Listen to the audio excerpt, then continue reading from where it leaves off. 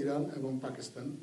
এছাড়া মালয়েশিয়ার শিক্ষামন্ত্রী মালয়েশিয়া সরকারের প্রতিনিধিত্ব করবেন এবং নাইজেরিয়ার সরকারের উচ্চ পর্যায়ের একজন প্রতিনিধি এই সম্মেলনে নাইজেরিয়া সরকারের প্রতিনিধিত্ব করবেন।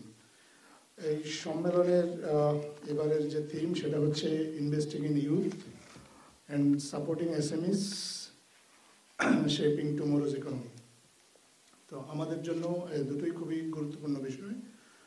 গুরুত্বপূর্ণ এই জন্য আপনি দেখেছেন মাননীয় প্রধান উপদেষ্টা ডক্টর মোহাম্মদ ইউনূস উনি দায়িত্ব নেওয়ার পর থেকে যে তারুণ্যের শক্তি এবং আমাদের যে তারুণ্যের যে সম্ভাবনা এটা নিয়ে অনেক কথা বলে আসছেন এবং উনি সবসময় চান যে আমাদের তরুণরা তাদের পূর্ণ সম্ভাবনা নিয়ে বিকশিত হোক এবং সেই লক্ষ্যে উনি কাজ করছেন এবং এখন একটি বৈশ্বিক ফোরামেও এই বিষয়টা নিয়ে উনি কাজ করার সুযোগ পাবেন, যেখানে আরও অন্যান্য দেশের বেশ কয়েকজন সরকার প্রধান ওনার সাথে যোগ দেবেন এবং আলোচনা করবেন। পাশাপাশি এসএমইস যেটা বলা হচ্ছে যে এসএমইসগুলো আপনি জানেন যে কোনো দেশেরই অর্থনৈতিক উন্নয়নে এসএমইসগুলো খুব গুরুত্বপূর্ণ ভূমিকা রাখে। বাংলাদেশের ক্ষেত্রেও তাই এসএমইসগুলোকে আরও কীভাবে কাজে লাগানো যায় আমাদের অর্থনীতিতে গতিশীলতা আনতে সে বিষয়ে এই সম্মেলনে আলোচনা হবে। তো এই বিষয়ে যদি আপনাদের কোনো প্রশ্ন থাকে আমরা পরবর্তীতে সেই প্রশ্নগুলো নেব। এছাড়া আরও কিছু বিষয় আসলে শেয়ার করার আছে যেগুলো আমাদের মাননীয় প্রেস সচিব জনাব শফিকুল আলম আপনাদের সাথে শেয়ার করবেন। আমরা আপনাদের কাছ থেকে অনেকগুলো প্রশ্ন পেয়েছিলাম যে মানে শিক্ষা কমিশন করা হবে কিনা সেগুলো নিয়ে। তো এই বিষয়ে যেটা আমাদের যে এখন যেটা ফোকাস সেটা হচ্ছে যে আমরা অনেকগুলো পিস বাই পিস কাজগুলো করছি। আপনি শিক্ষার বিষয়টা তো অনেক অনেক বড় ব্যাপ্তিময়, তো সেই জিনিসটাকে আমরা কিভাবে এগোতে পারি, মানে আমাদের যেটা অ্যাপ্রোচটা হচ্ছে যে এটাকে ধরছি, এটাকে পিস এইভাবে পার্ট বাই পার্ট আমরা কাজগুলো করার একটা ইয়ে হচ্ছে। বাট ভবিষ্যতে আমরা এটা রুল আউট করছি না যে শিক্ষা কমিশন হবে কিনা।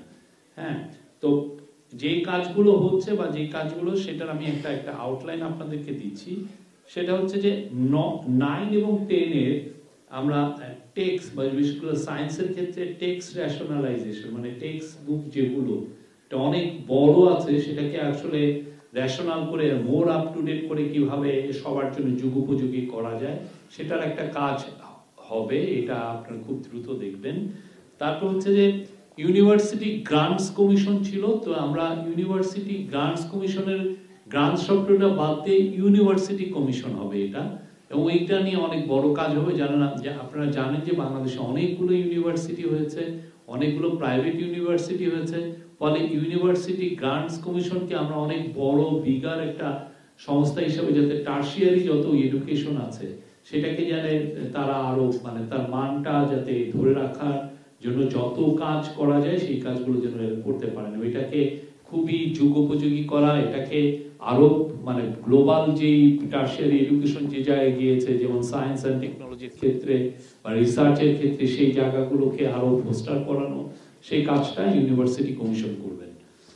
তারপরে আমরা টেকনিক্যাল এবং ভোকেশনাল এডুকেশনের ক্ষেত্রে আমরা আপগ্রেড করতে চাচ্ছি। আপনারা যেগুলো আছে সেটা কতটা যুগোপযোগী সেটা নিয়ে কোশ্চেন আছে। দেখা যাচ্ছে যে টেকনোলজি এমন জায়গায় চলে গেছে অথচ টেকনিক্যাল এবং ভোকেশনাল এডুকেশনটা অনেক পিছিয়ে আছে। মানে আপনি এমন কিছু যেমন মোবাইল ফোনের ক্ষেত্রে আপনি যে গত 15 বছর আগে মোবাইল ফোন হয়তো বা স্মার্টফোন সেভাবে ছিল না, তো যেই যে চেঞ্জগুলো হচ্ছে সেটার জন্য আর কি ভোকেশনাল আর টেকনিক্যাল এডুকেশন এক ধরনের বিগ আপগ্রেড হবে।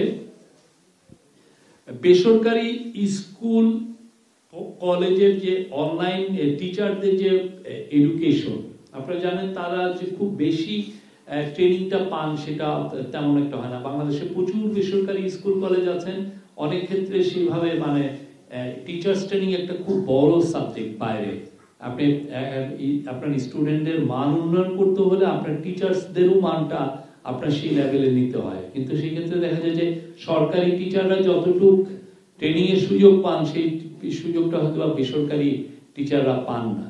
তো সেই জায়গাটাও আমাদের একটা আমরা এটা নিয়ে খুব ভালো কাজ করার একটা প্ল্যান আছে এবং সে নিয়ে উদ্যোগ নেওয়া হচ্ছে। আর একটা হচ্ছে যে আপনার আইসিটি, আপনি জানেন যে 9, 10 বা স্কুল পর্যায়ে বা কলেজ পর্যায়ে যে আইসিটি যে সাবজেক্টটা সেটাকে আসলে অতটা আমরা আপগ্রেড হয়নি, যে যেভাবে পুরো গ্লোবালি এটা আইসিটির এডুকেশন যেই জায়গায় চলে গেছে, আপনি কোডিং এর শিক্ষা বলেন, বলেন, আমরা অনেক শুনি যে আমরা কোডিং ইন্ট্রোডিউস করব, এই করব, কিন্তু আসলে আপনি যদি আইসিটি এডুকেশনটা সেইভাবে যদি আপগ্রেড না করেন, সেটা অনেক ক্ষেত্রেই তাহলে আমি মানে কোয়ালিটি আমার মানে টেকনিক্যাল এডুকেশনের নো হাউ যারা ছেলে মেয়ে আমরা পাবো না। তো সেই জন্য এই জায়গায়ও কাজ হচ্ছে, এবং এই ক্ষেত্রে যেটা হচ্ছে যে বাংলাদেশি অরিজিন একজন ব্রিটিশ ন্যাশনাল, উনি এটা নিয়ে কাজ করছেন, ইউকেরই একটা এডুকেশন বোর্ডে উনি কাজ করেন, একজন প্রিন্সিপাল। উনি একটা এটার উপরে কাজ করেছেন, আমাদেরকে ওনার এই জিনিসটা আমরা নিচ্ছি, নিয়ে আমরা এটা আরো বাংলাদেশের যে এই আইসিটি যে এডুকেশন, এটাকে আমরা একদম লেটেস্ট, একদম আপ টু ডেট আমরা করার প্ল্যান আছে, এবং এটা খুব দ্রুত করা হবে।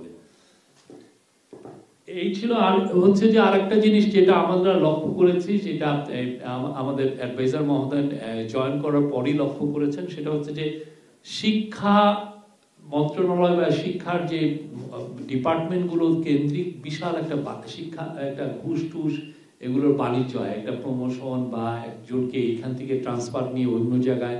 তো সেই জায়গাটা আমরা আইডেন্টিফাই করেছি, এই জায়গাটা নিয়েও আমাদের কাজ হবে, যাতে শিক্ষা ক্ষেত্রে যত ধরনের দুর্নীতি আছে সেটা যেন আমরা শিক্ষা ক্ষেত্রে দুর্নীতি মুক্ত করতে পারি। এই যে এইটা হচ্ছে যে মানে পার্ট বাই পার্ট কাজ করা, এবং সামনেতে আমরা আমাদের প্ল্যান আছে যে এটা আরো যাতে আরো বড় পরিসরে শিক্ষা নিয়ে কতটা কাজ করা যায় সেগুলো কাজ আমরা করব। Thank you. Any question?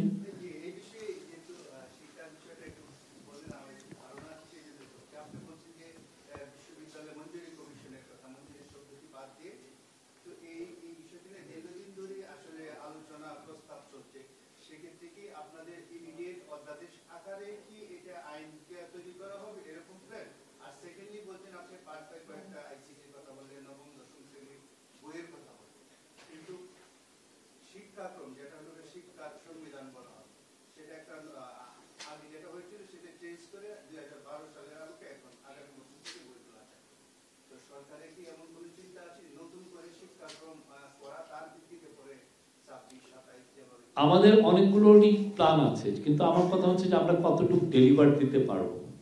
আমার তো টাইম আনলিমিটেড নাই, আমি একটা কাজ হাতে নিলাম, আমি এটা করতে পারলাম না, সেটা তো ঠিক না। তো সেই জন্য আমরা প্রত্যেকটা কাজই আমরা দেখছি, আমরা যেটা করছি যে এটাকে একটা পুরো একটা জিনিসটাকে আমরা পার্ট বাই পার্ট দেখছি, যে একটুকু আমি এখানে ইন্টারভেন করতে পারবো বা এই জায়গাটা একটু ইন্টারভেন করতে, সেই অনুযায়ী কাজ। তো শিক্ষা কমিশনে ওইটা ইউনিভার্সিটি কমিশনের ক্ষেত্রে কি আলোকে আসবে আপনার সামনে দেখবেন, আমি মানে অতি শীঘ্রই দেখবেন, আমি এটুকু বলতে পারি। যেটা নিয়ে কাজ হচ্ছে, আপনারা শিক্ষা মন্ত্রণালয়ের যে ব্যাপারটা আরো আলোকিত হতে পারবেন। আর পরের কথাটা, প্রশ্নটা আপনি ছিল হচ্ছে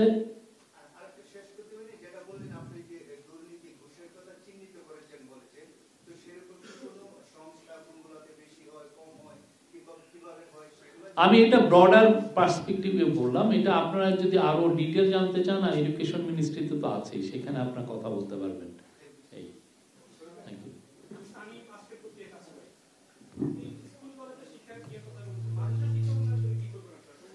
আমি তো বলছি যে আমরা কোনো কিছুই রুল আউট করছি না, আমাদের প্রত্যেকটা, কিন্তু যেটা হচ্ছে যে বিশাল আকারে এডুকেশন রিফর্ম কমিশন এখনই না করে আমরা কোথায় কোনটা কোন জায়গায় কত দ্রুত ইন্টারভেন করে আমরা কোয়ালিটেটিভ চেঞ্জ আনতে পারি, সেই জায়গাটায় আমরা ফোকাস করছি। হ্যাঁ, এটা বাইরে যেটা বলে যে লো হ্যাঙ্গিং ফ্রুট, মানে এটা খুব যেই ফ্রুটটাকে আপনি খুব দ্রুত পারতে পারেন, মানে পেরে ফেলতে পারেন, সেই বিষয়টা আর কি, যে এই জায়গাটা আমি ইন্টারভেন করলে আমার একটা কোয়ালিটেটিভ চেঞ্জ আসবে, সেই আলোকে আমরা এই কাজগুলো হচ্ছে।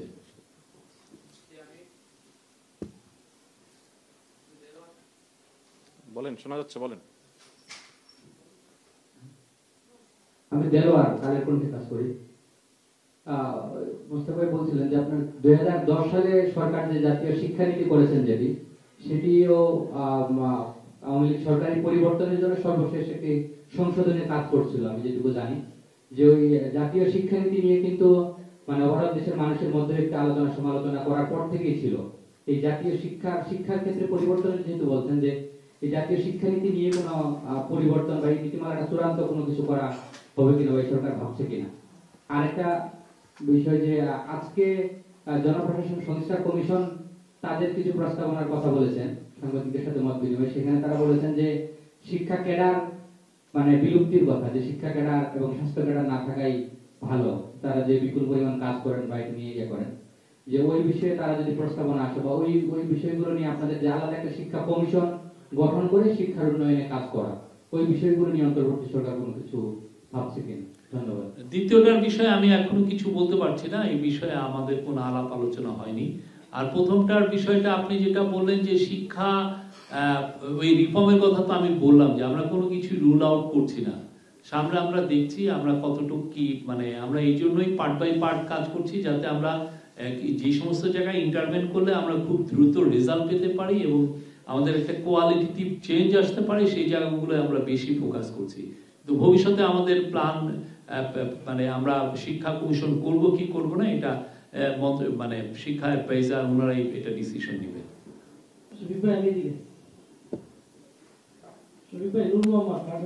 হ্যাঁ বলেন, শোনা যাচ্ছে, বলেন। গত 16 ডিসেম্বর রাষ্ট্রপতি একটা সংবর্ধনা আয়োজন করেছিল, সেখানে সরকারের পক্ষ থেকে অ্যাকচুয়ালি কেউ যায়নি, বৈষম্য বিরোধী ছাত্র আন্দোলনও সেটা টেকনিক্যালি এড়িয়ে গেছে। আপনারা কি টেকনিক্যালি রাষ্ট্রপতিকে এড়িয়ে যাচ্ছেন নাকি অন্য কোনো ইস্যু ছিল? না, এটা একটা বিজয় দিবসের প্রোগ্রাম ছিল, তো এটা এখানে এড়ানোর তো কিছু নাই। উনি ওখানে ছিল, আপনি জানেন যে ইয়ের প্রেসিডেন্ট এসছেন বাংলাদেশে, উনি তো ইস্তিমোরের প্রেসিডেন্ট এসছেন, তো এখানে উনি একটা অনুষ্ঠান করেছেন, ইনভাইট করেছেন, অনেকে গিয়েছে অনেকে যায়নি। জি, আমার নাম রকমুজ্জামান মনি, আমি দা বিজনেস স্ট্যান্ডার্ড পর্যায়ে কাজ করি। আপনারা বেসরকারি স্কুলগুলোতে শিক্ষার কথা বলছিলেন, তো আমরা দেখি যে আসলে বেসরকারি স্কুলগুলো খুবই অল্প জায়গার মধ্যে তাদের শিক্ষা কার্যক্রম পরিচালিত করে এবং তারা যে নির্দিষ্ট দূরত্ব বজায় রেখে একটি স্কুল থেকে আরেকটি স্কুলে প্রতিষ্ঠা করতে হয় সেটার দিকেও তাদের নজর থাকে না। সর্বোপরি আসলে তাদের শিক্ষার মান যেটা সেদিকেও তাদের এরকম নজর থাকে না, কিন্তু সেশন চার্ট বছরের শুরুতে একটা বড় অঙ্কের সেশন চার্ট তারা নিয়ে নেয়। তো জানুয়ারিতে শিক্ষার্থী ভর্তি শুরু হবে, এই জায়গাতে আপনার নজর আছে কিনা যে এই সেশন চার্ট যে অতিরিক্ত নেওয়া হচ্ছে এদিকে আপনার নজর দিচ্ছেন কিনা, এবং এই বেসরকারি স্কুলগুলোতে শিক্ষার মান বাড়ানোর ক্ষেত্রে সরকারের কোনো পদক্ষেপ আমরা সামনে দেখতে পাবো কিনা? শিক্ষার মান বাড়ানোর ক্ষেত্রে সরকারের অবশ্যই পদক্ষেপ, এই যে যেগুলো বললাম সবগুলোই শিক্ষার মান বাড়ানোর একটা পার্ট হিসেবে আমরা অবশ্যই শিক্ষার মান বাড়াতে চাই, যাতে বাংলাদেশের স্টুডেন্টরা পৃথিবীর যে কোনো স্টুডেন্টের সাথে কম্পিটিশনে পেরে উঠতে পারে বা তাদের চেয়ে বেটার হয়, এটা আমাদের বিয়ে। আর শিক্ষার আপনি যেটা বললেন যে বেসরকারি স্কুলে, সেটার আসলে কি এটা ইজ এ রেজাল্ট অফ আমরা যে বছরের পর বছর ডিকেডের পর ডিকেড আমরা শিক্ষা খাতে যে ইনভেস্টমেন্টটা করার কথা আমরা সেটা করিনি। হ্যাঁ, আমরা যে ইয়েতে আমরা যে সমস্ত জায়গায় ইনভেস্ট করেছি গত 15 বছর আপনাদের তো দেখাই আছে।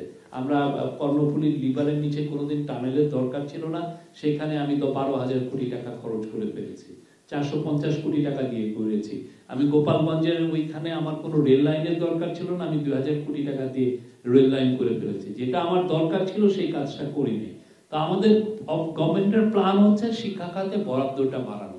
এখন যেই জায়গায় আছে বরাদ্দটা খুবই কম।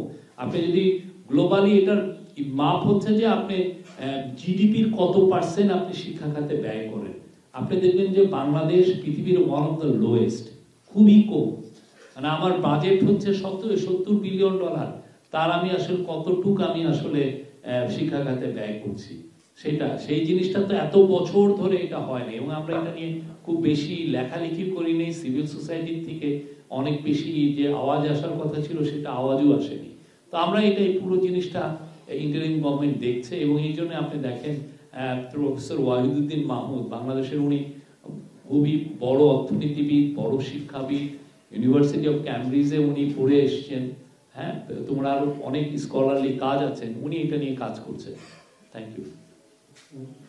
আমার নাম তোফাজ্জল হোসেন, আমি বরিশালে কাজ করি।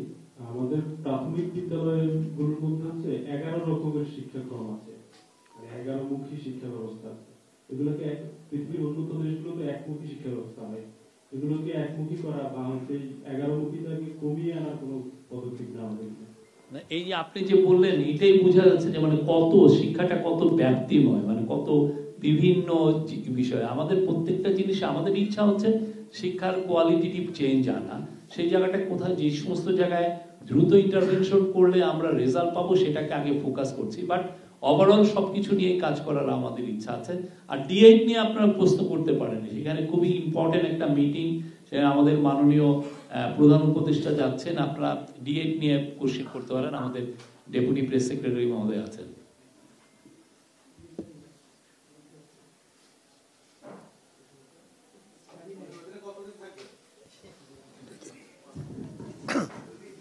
ধন্যবাদ। উনি ওখানে 2 দিন থাকবেন।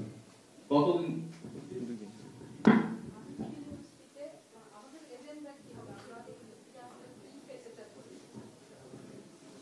ধন্যবাদ। আমাদের আলাদা কোনো এজেন্ডা নেই। ওইখানে যে থিমের উপর ওই সম্মেলনটা হবে সেটি হচ্ছে ইউথ এবং SMEs in shaping the economy.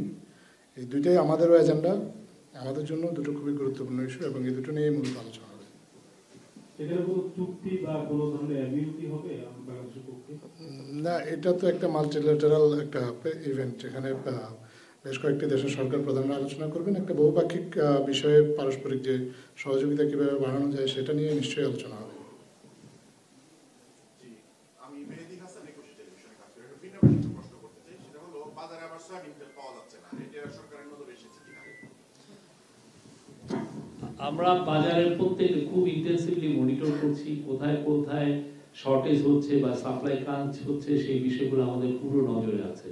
সেটার জন্য আমাদের পুরো একটা বড় ইউনিট কাজ করছে, এবং আপনারা দেখেছেন যে আমরা ইদানিং প্রতিদিনই আমি বাজারে জিনিসপত্রের মানে মূল্য আমরা ইভেন আমাদের চিফ অ্যাডভাইজারের হোয়াটসঅ্যাপ পেজে আমরা দিচ্ছি, জি আমি ফেসবুকেও দিচ্ছি।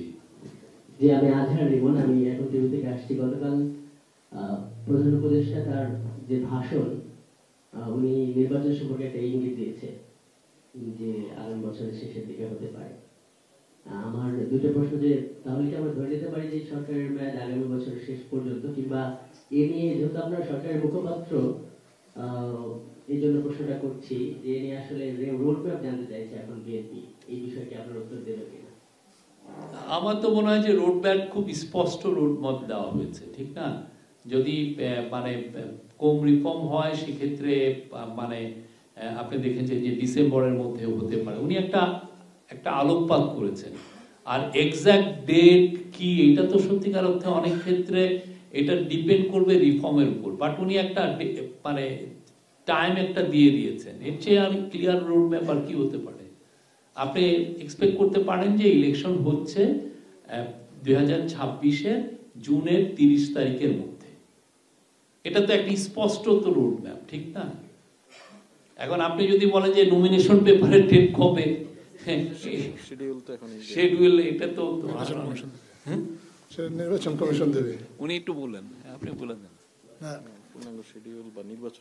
নির্বাচনের সুনির্দিষ্ট দিনক্ষণ বা নির্বাচন একেবারে নির্দিষ্ট কবে হবে, কবে মনোনয়নপত্র দাখিল হবে, এগুলো নির্বাচন কমিশনের কাজ।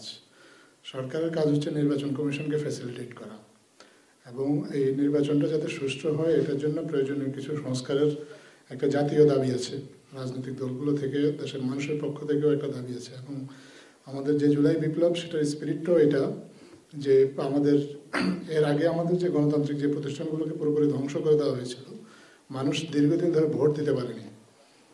সো মাননীয় প্রধান উপদেষ্টার কাছে আমাদের তরুণদের একটা দাবি ছিল, তারা যেন ভোট দিতে পারে এবং তাদের সবার যে অধিকার, নাগরিক যে অধিকার, এগুলো নিশ্চিত করা যেন হয়। তো সেই দাবির আলোকে, সেই প্রত্যাশার আলোকে কিছু সংস্কার কমিশন করা হয়েছে সরকারের পক্ষ থেকে। 6টি সংস্কার কমিশন করা হয়েছে সুনির্দিষ্টভাবে প্রথম দিকে বিষয়ভিত্তিক। এরপরে আরও কিছু সংস্কার কমিশন করে মোট 15টা কমিশন করা হয়েছে।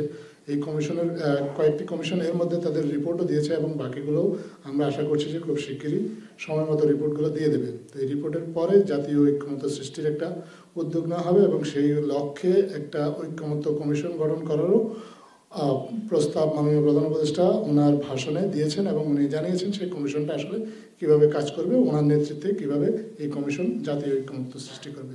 তো জাতীয় ঐক্যমত্য যদি সংস্কারের বিষয়গুলিতে তৈরি হয়ে যায়, তাহলে নির্বাচনের দিনক্ষণও আসলে নির্বাচন কমিশন তখন হয়তোবা জানিয়ে দিতে পারবে। এছাড়া নির্বাচনের জন্য যে প্রস্তুতির বিষয় আছে সেই প্রস্তুতির কাজ তো নির্বাচন কমিশন শুরু করেই দিয়েছে এবং তারা সময় মতো সময় সময় আপনাদেরকে সে বিষয়ে জানাচ্ছেও। তো নির্বাচনের একদম যদি দিনক্ষণ জানতে চান তাহলে এই বিষয়ে আসলে আপনাদের সবার উচিত নির্বাচন কমিশনের সাথে যোগাযোগ করা। সরকার ব্রডার পার্সপেক্টিভ থেকে নির্বাচনের একটা সম্ভাব্য সময়সীমার কথা বলেছেন এবং এই সময়সীমার মধ্যে নির্বাচন আয়োজন করতে গেলে যে প্রয়োজনীয়তার কথা ইতিমধ্যে আলোচিত হয়েছে বা এখনও আলোচনা হচ্ছে বা সামনে যে ইস্যুগুলো আসবে সেগুলো নিয়ে যে সরকার কিভাবে কাজ করবে সেই কাজের একটা রূপরেখা বা একটা কাজের যে পদ্ধতি কি হবে সেটার একটা আউটলাইন মাননীয় প্রধান উপদেষ্টা তার ভাষণে ইতিমধ্যে ঘোষণা করেছেন। ধন্যবাদ। আমি কি আরেকটু প্রশ্ন করতে পারি? বলেন। সেটা হলো যে যেটা মানে পলিটিক্যাল পার্টিস গুলো বিশেষ করে বড় ছোট অনেক দল কয়েকটা দল খুব নির্বাচনের কথা বলছে, এই গণঅভ্যুত্থান যারা ঘটিয়েছে তাদের বক্তব্য আবার একটু আলাদা আছে। এই যে জাতীয় ঐক্যমত্যের প্রশ্ন যখন আসছে, মানে এই যে সরকার তারা আসলে কাদেরকে গুরুত্ব দেবে, যে বড় বড় পার্টি তাদের দিকে নাকি এই যে মানুষের তো একটা মত থাকতে পারে, তো এই বিষয়গুলোতে কেমনে পৌঁছবে? ওই যেহেতু এমন প্রশ্ন আসছে ছোট সংস্কার মানে ছোট স্কেলে সংস্কার নাকি বড় স্কেলে সংস্কার, মানে আমার প্রশ্নটা বুঝতে পেরেছেন? জি, সরকার সবাইকে গুরুত্ব দেবে এবং ইভেন কি আপনাদেরকেও গুরুত্ব দেবে, আপনাকেও গুরুত্ব দেবে। আপনি যদি আপনার কোনো মতামত আপনার নির্দিষ্ট গণমাধ্যমের মাধ্যমে উপস্থাপন করতে চান সেটাও সরকার গুরুত্বের সাথে নেবে। উদ্দেশ্যটা হচ্ছে জাতি যাতে ঐক্যবদ্ধভাবে একটা সিদ্ধান্তে পৌঁছাতে পারে। এই সিদ্ধান্তে পৌঁছানোর জন্য জাতির যারা স্টেক হোল্ডার আছে, সেখানে রাজনৈতিক দলগুলো আছে, সাধারণ জনসাধারণ আছে, ছাত্ররা আছে, সবার মতামত নিয়ে সম্মিলিতভাবে একটা সিদ্ধান্তে পৌঁছেই জাতির জন্য যেটা কল্যাণ হয় সেই রকম একটা সিদ্ধান্ত সরকার গ্রহণ করবে।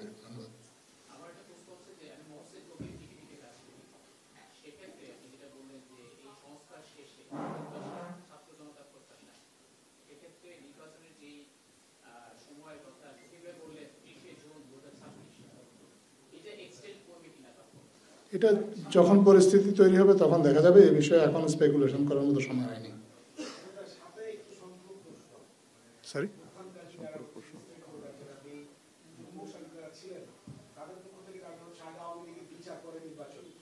এটা জাতীয় ঐক্যমত্য একটা কমিশন গঠনের কথা মাননীয় প্রধান উপদেষ্টা বলেছেন। সেই ঐক্যমত্য কমিশনে যে 6টি সংস্কার কমিশন করা হয়েছিল তাদের চেয়ারম্যানরা থাকবেন, তারা আলোচনা করবেন রাজনৈতিক দলগুলোর সাথে এবং যদি রাজনৈতিক দলগুলোর সাথে পক্ষ থেকে এরকম প্রস্তাব আসে বা আদালত থেকেও যদি কোনো নির্দেশনা আসে এ বিষয়ে, যেহেতু এই বিষয়ে কিছু মামলা হয়েছে, গত সরকারের যে অপকর্ম, খুন, রাহাজানি, দুর্নীতি ইত্যাদি অনেক বিষয়ের মামলা হয়েছে, এগুলো বিচার প্রক্রিয়া শুরু হয়েছে।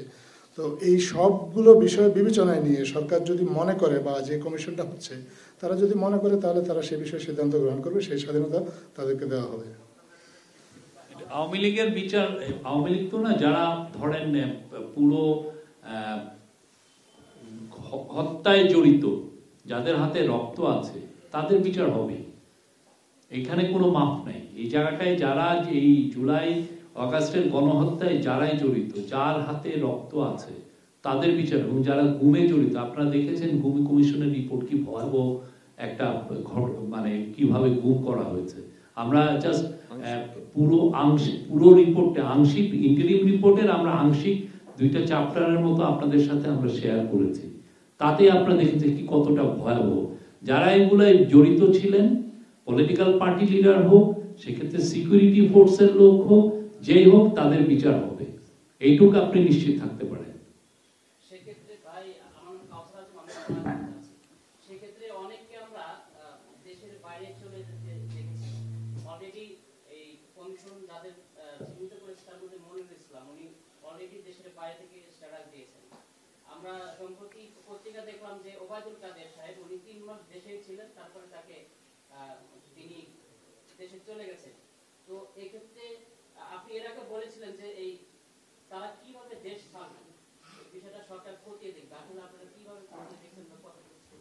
আমরা তো বলেছি যে আমরা এটা খতিয়ে দেখছি, অনেকগুলো বিষয় আমরা জানতেও পেরেছি, কিন্তু মূল যে কথাটা সেটা আমরা এখনো বলছি, আগেও বলেছি, সেটা হচ্ছে যে 5 থেকে 8 তারিখ পর্যন্ত কোনো গভর্নমেন্ট ছিল না, কোনো পুলিশ কোনো আসেনি। আপনি তারপরে প্রায় 1 সপ্তাহ পুলিশও ছিল না। আপনি দেখেছেন আমাদের ছেলে মেয়েরা, আমাদের ছোট ভাই বোনেরা রাস্তায় দাঁড়িয়ে ট্রাফিক পুলিশের ডিউটি দিয়েছেন, অনেকে রাত জেগে তাদের পাড়াকে মানে সিকিউরিটি গার্ডের কাজ করেছেন, অনেকে অনেক গার্ডিয়ান, অনেকে অনেক বড় চাকরিজীবী তারা এটা করেছেন। তো সেই সময় তো আপনি দেখেন যে একটা এক্সট্রাঅর্ডিনারি টাইম ছিল, সেই সময় অনেকে পালিয়ে গেছেন।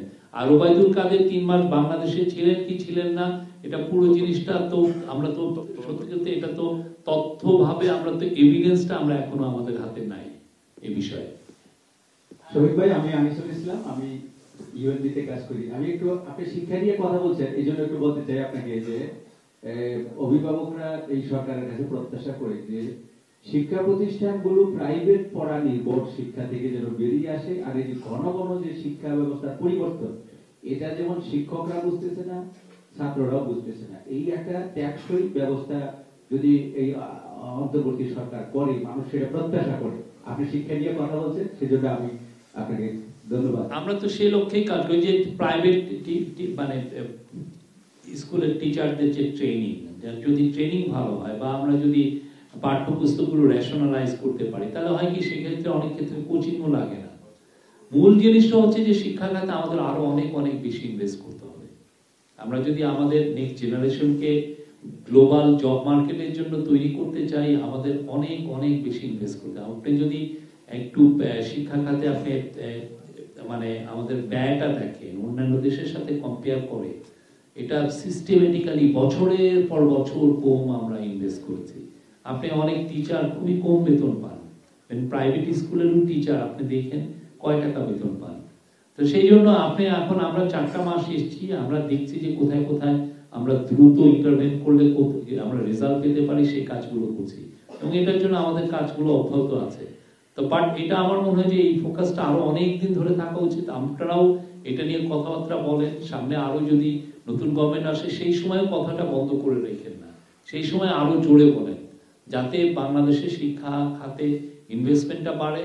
আমরা জিডিপি অনুযায়ী অন্যান্য দেশগুলো দেখেন, ওরা জিডিপি অনুযায়ী কত বাজেট ইনভেস্টমেন্ট করে, আমাদের দেশেও সেই রকম যাতে ইনভেস্টমেন্ট হয়। Thank you.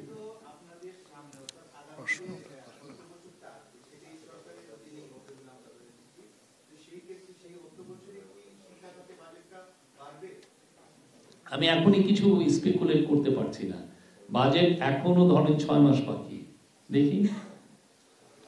শফিক ভাই, আপনি এটা একটা লাস্ট কোশ্চেন সম্পূরক একটা বিষয় বলছিলেন আপনি যে আমাদের কর্ণফুলী এবং গোপালগঞ্জের মতো বাজেট কি বেশি হয়েছে, শিক্ষাতে কম হয়েছে।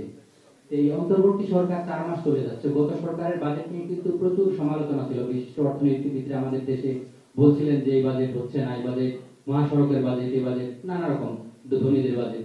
তো এই অন্তর্বর্তী সরকার এত বড় একটা বিপ্লবের পরেও এই মহাসড়কের বাজেট অন্তর আপনার ওই বড় লোকের বাজেট নিয়ে কিন্তু কাজ করছে আমরা দেখছি।